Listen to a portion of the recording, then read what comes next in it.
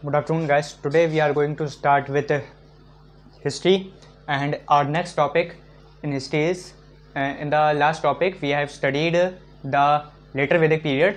So in this topic we study some different things. और class 6 के हिसाब से अगर देखा जाए तो वेदास के बाद मतलब लेटर वैदिक एज के बाद जो कि 600 BC तक चली थी, उसके बाद जन्स हुए थे, तो फिर जनपद बन जाते हैं, जनपद में कन्वर्ट हो जाते हैं और जनपद महाजनपद बन जाते हैं। लेकिन महाजनपद अभी आपके क्लास 6 में नहीं इतना डिटेल में पढ़ाया गया है, वो आपको क्लास 11 में पढ़ाया जाएगा। तो अभी हम लोग जो बात करते हैं वो है वो एक नए रिलीजन्स की बात करेंगे हम लोग कि जनपद और महाजनपद जब हो गए उसके बाद से जैसे वैदिक रिलीजन चल रहा था, एक सनातन रिलीजन जिसको हम लोगों ने पहले डिस्कस किया था, उसके साथ ही साथ 2 अलग रिलीजन बने इंडिया में। ठीक है, तो क्या आप लोग बता सकते हैं कि अचानक से ये 2 रिलीजन जो नए एक टाइप से बने, ये क्यों बने? क्या रीज़न था इन 2 रिलीजन्स के इमर्ज होने का एंशिएंट इंडिया में? कि क्या ऐसी सोसाइटल एक चैलेंजेस आ गए थे या एक रिलीजियस चैलेंजेस आ गए थे, पॉलिटिकल चैलेंजेस आ गए थे कि ये 2 रिलीजन इमर्ज हुए सडनली एंशिएंट इंडिया में around 500 BC, 600-500 BC? The 2 main religions were Jainism and Buddhism. ये 2 नए रिलीजन थे जो कि स्टार्ट हुए एंशिएंट इंडिया में। So we will study one by one according to class 6 history. Firstly we will look into Buddhism. Buddhism के बारे में हम लोग पढ़ेंगे थोड़ा सा, और साथ ही ये पढ़ेंगे। अच्छा, सबसे पहले हम लोग ये डिस्कस करते हैं, जैसे हम लोगों ने अभी क्वेश्चन किया कि क्या ज़रूरत पड़ गई कि ये दो रिलीजन सडनली इमर्ज हुए इन 6th century BC, क्यों ये हुए? So we'll discuss it. तो मेन रीजंस क्या थे इमर्ज होने के?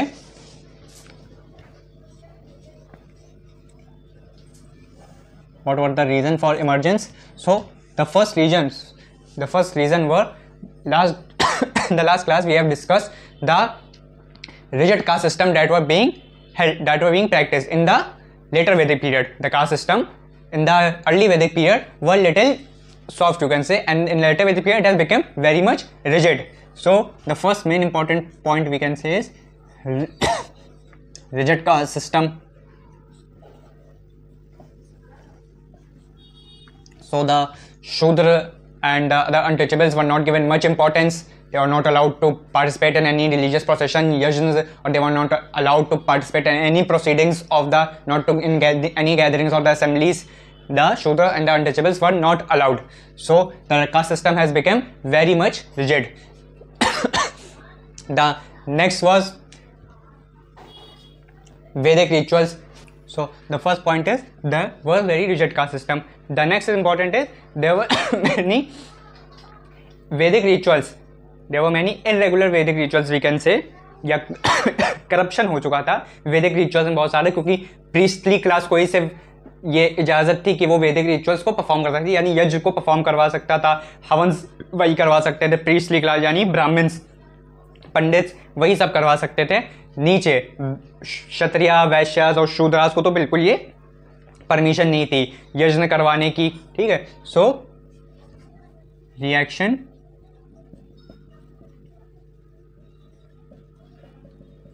Against Vedic rituals.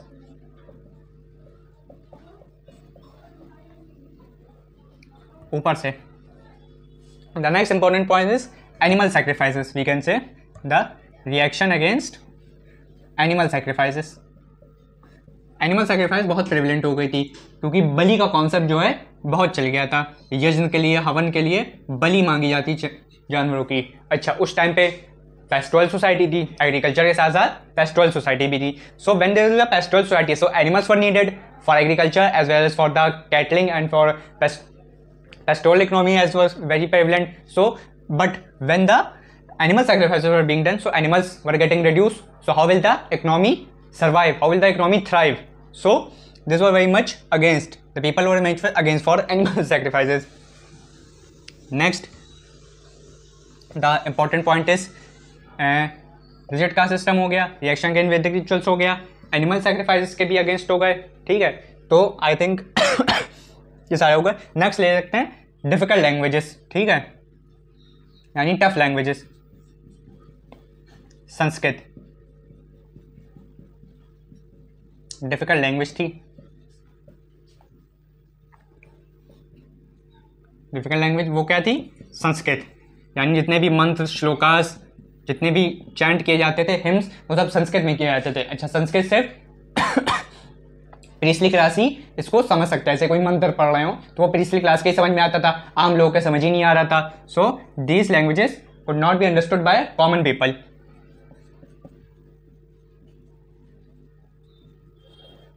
Not understood by people. So these were some of the reasons why these regions, Jainism and Buddhism, arose very much in the ancient India and spread outside of India also. Like Buddhism spread very much in Central Asia and Asia.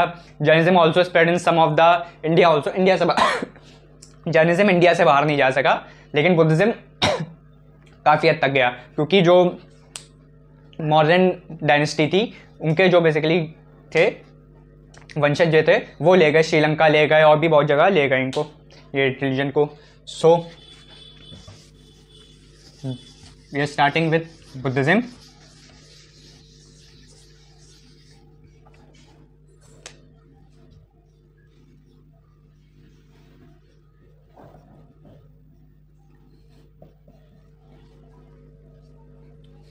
Buddhism की आपको founder कौन थे?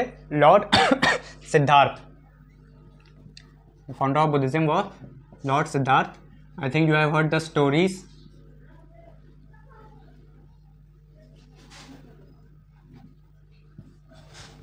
I think you have heard the stories of Lord Siddharth in earlier classes. Like he was born in a royal family, and the one priest had already predicted his life that he will be the ascetic, and his father had provided him with all his worldly needs, and he even did not allow him to go outside the palace. But unfortunately, and he was also married and had kids. But when he, at the age of 29 or I think 27, 28, he had gone outside of his palace, and then he see a decaying corpse, a old age man, a sick man, a dead man also.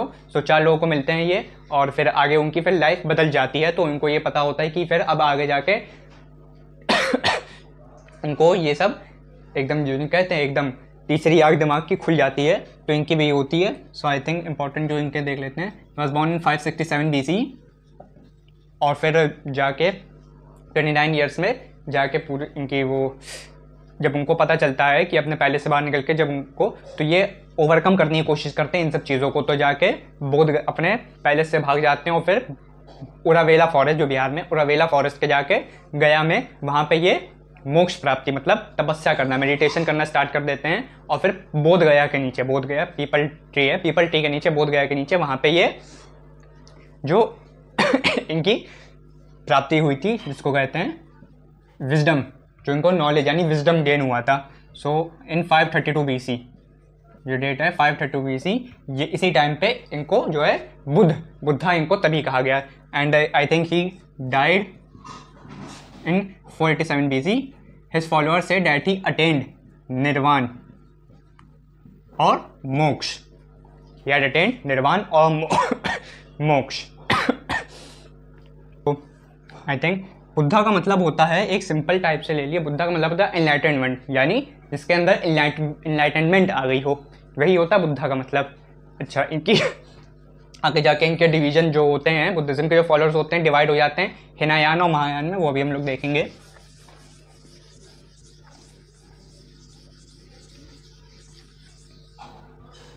So in Buddhism there are 4 noble truths which the Lord Buddha gave. The 4 noble truths.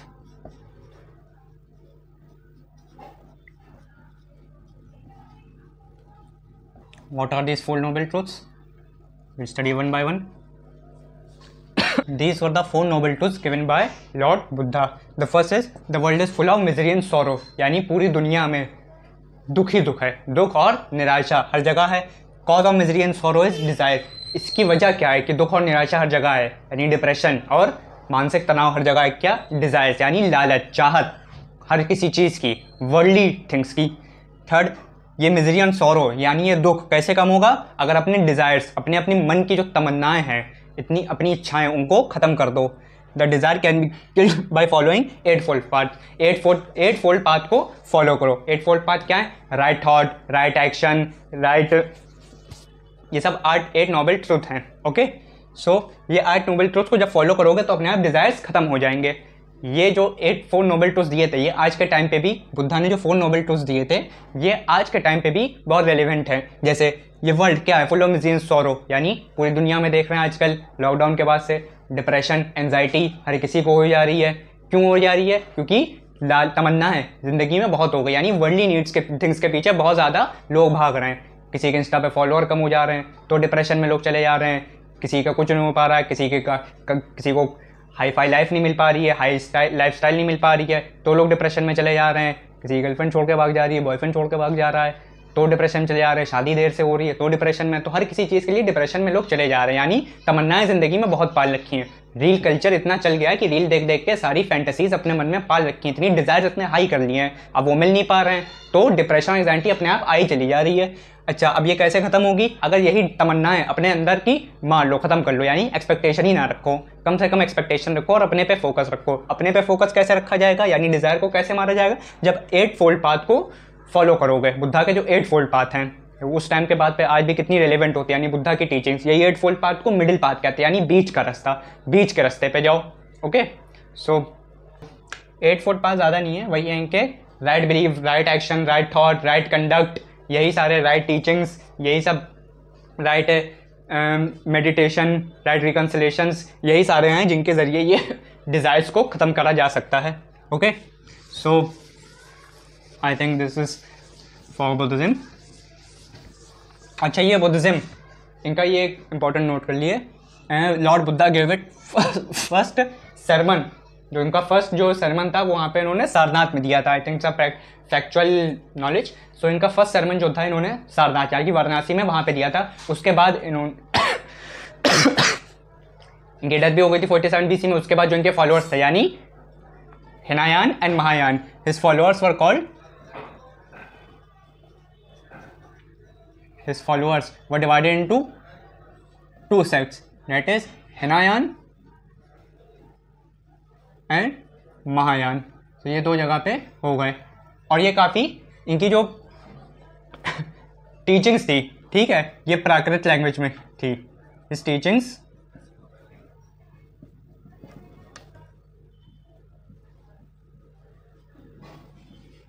were written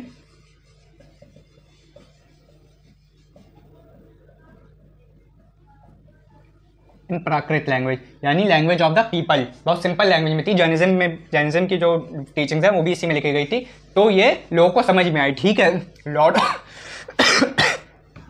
he preached equality, इनके principles क्या थे, he preached equality, non violence means अहिंसा, ठीक है, and truth,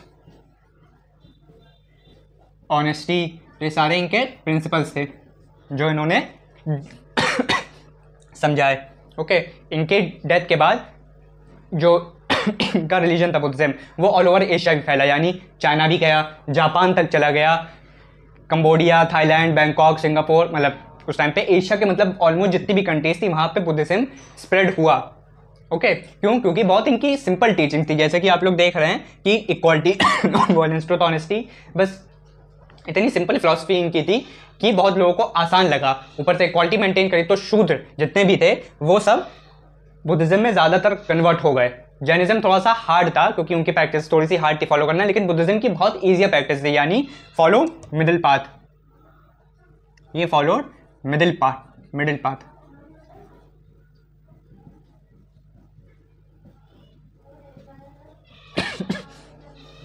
तभी ये religion outside of India भी spread हो गया इतना। ऊपर से जो एंशियंट इंडिया के किंग्स थे, जैसे गुप्ता मौर्य डायनेस्टी में अशोका ने भी अपने लड़कों को श्रीलंका भेजा और बुद्धिज्म स्प्रेड करने में बहुत ज़्यादा हेल्प करी, और इंडिया में भी बहुत ज़्यादा स्प्रेड हुआ क्योंकि किंग्स ने अडॉप्ट कर लिया था। जैनिज्म उतना नहीं चल पाया, तो लेकिन बुद्धिज्म काफ़ी आउटसाइड ऑफ इंडिया भी स्प्रेड हो गया. Okay, so I think these were the Buddhism. अच्छा, आज भी जो इनके देखने को मिलते हैं, लाइक जो अशोका ने, किंग अशोका ने बनाए थे, लाइक जो कल्चर जो बनाए थे, लाइक जो आर्ट एंड कल्चर फॉर्म्स थे, लाइक अजंता एलोरा केव्स, अजंता एलोरा थे, और जो अशोका धाम जिसको कहते हैं, अशोका धाम जो आज के नेशनल एम्ब्लेम पे अशोका धाम, वही धाम पॉलिसी, धम्मा पॉलिसी क्या थी? बुद्धिज्म की ही थी, लॉर्ड बुद्धा की थी. धम्मा, प्रिंसिपल्स ऑफ धम्मा, यानी धम्मा का मतलब होता है धर्म, यानी सही धर्म, यानी सही धर्म को फॉलो करना, यही था. So I think this is enough in Buddhism for class 6th. Next we will move on to Jainism.